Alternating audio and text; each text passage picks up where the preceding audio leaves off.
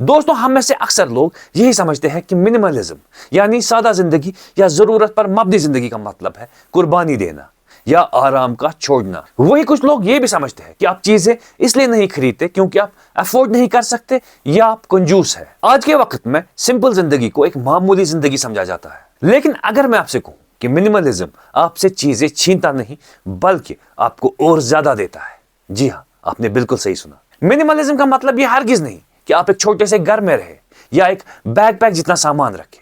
ये कोई कानून की किताब नहीं, ये एक माइंडसेट है, एक सोच है जो कहती है जो है उसका शुक्र करो और जो नहीं है उसकी फिक्र मत करो। आज के दौर में जहां हर कोई शॉपिंग अपग्रेड्स और क्लटर में डूबा हुआ है, वहीं दूसरी तरफ मिनिमलिज्म एक ग्लोबल मूवमेंट बन रही है। लोग गरीबी की वजह से नहीं बल्कि थकन की वजह से मिनिमलिज्म को अपना रहे हैं। रोज खरीदना, जमा करना, फिर उन्हीं चीजों का बोझ उठाना, लोग इस चक्कर से परेशान हो चुके हैं। मिनिमलिज्म का मतलब है सोच समझकर जिम्मेदारी से खर्च करना। अगर 2 जूते काम आ रहे हैं तो और 3 क्यों खरीदे?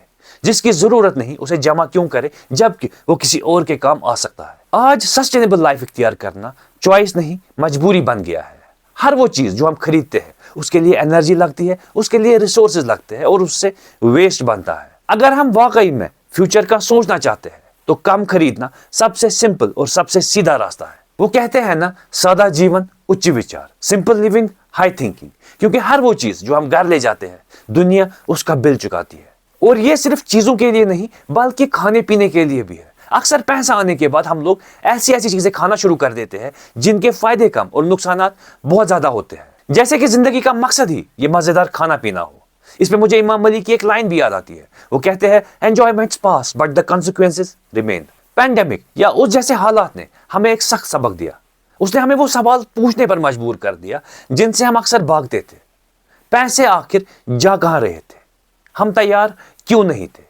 तब समझ आया मसला गरीबी का नहीं बेवजह खर्चों का था। मिनिमलिज्म हमें इन सच्चाइयों का सामना करना सिखाता है। ये डिस्ट्रैक्शंस दूर करता है ताकि हम उन चीजों पर तवज्जो दे सके जो वाकई अहम है, जैसे हमारे वैल्यूज, हमारी ग्रोथ या सबसे अहम हमारा सुकून, जो आज के वक्त में कहीं दूर दूर तक नजर नहीं आता। दोस्तों, आखिर में बात बस इतनी सी है, हम दुनिया को कंट्रोल नहीं कर सकते मगर ये जरूर डिसाइड कर सकते हैं कि हम कैसे जीना चाहते हैं।